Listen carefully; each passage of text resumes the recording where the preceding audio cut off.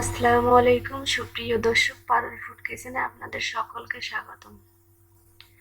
আল্লাহর অশেষ রহমতে আপনারা নিশ্চয়ই অনেক ভালো আছেন। আমিও আলহামদুলিল্লাহ অনেক ভালো আছি। আমি আজকে আপনাদের সামনে তেলাপিয়া মাছের ভুনা টমেটো দিয়ে শেয়ার করব। পুরো ভিডিওটা দেখবেন। বিসমিল্লাহির রহমানির রহিম। আমি এখানে একটা ফ্রাই প্যান বসিয়েছি। ফ্রাই প্যানে কিছুটা তেল দিয়ে নিলাম। আমি আগে থেকে তেলাপিয়া মাছের লবণ এবং হলুদ মেখে রেখেছিলাম। এখন এগুলোকে একটা একটা করে ভেজে নিব।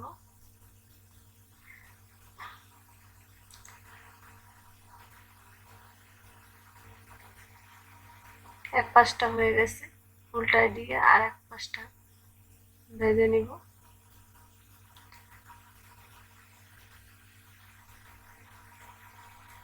আমার মাছগুলো ভাজানো শেষ, উঠাই নিয়েছি। এখন ওই ফ্রাই প্যানে আমি কিছুটা তেল দিয়ে নিব। আমি আগে থেকে পেঁয়াজ কুচিয়ে রেখেছিলাম হাফ বাটি, তাকে অ্যাড করলাম।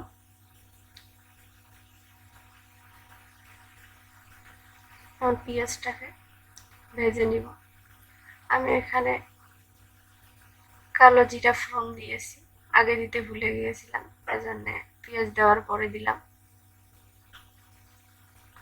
এখানে আদা বাটা হাফ চামচ, রসুন বাটা হাফ চামচ অ্যাড করে নিলাম।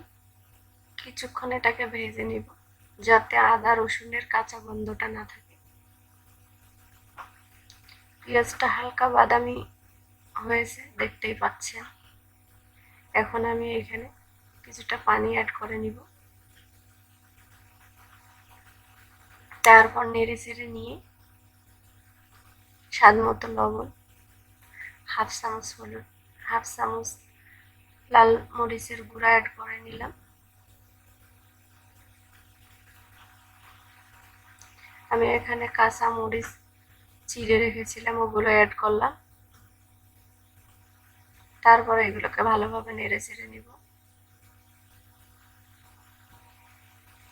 এইভাবে কিছুক্ষণ মশলাটাকে কষিয়ে নিব। তারপর এখানে আবার পানি অ্যাড করে দিলাম। এখন আমি ভেজে রাখা মাছগুলো এখানে অ্যাড করব।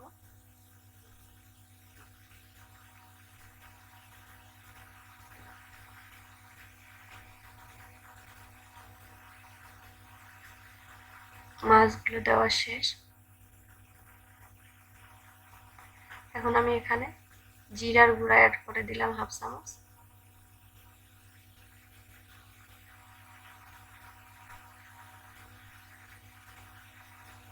এখানে আমি বড় বড় দুইটা টমেটো কেটে রেখেছিলাম, তাকে অ্যাড করে দিলাম।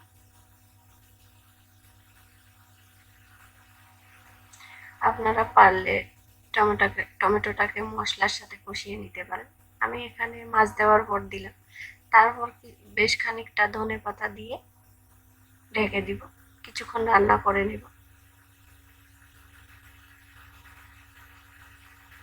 আমি এখানে বেশি ঝোল রাখবো না, মাখা মাখা করেই নামাবো। নামিয়ে আপনাদের দেখাচ্ছি তেলাপিয়া মাছ এবং টমেটো ভুনাটা। দেখতেই পাচ্ছেন, ভালোই লাগতেছে খেতে, খুব ভালো লাগে এভাবে রান্না করলে। আপনারা রান্না করে আমাকে কমেন্টে জানাবেন। ভালো থাকবেন, সুস্থ থাকবেন, আমার জন্য দোয়া করবেন। অন্য ভিডিও দেখা হবে। আল্লাহ হাফেজ।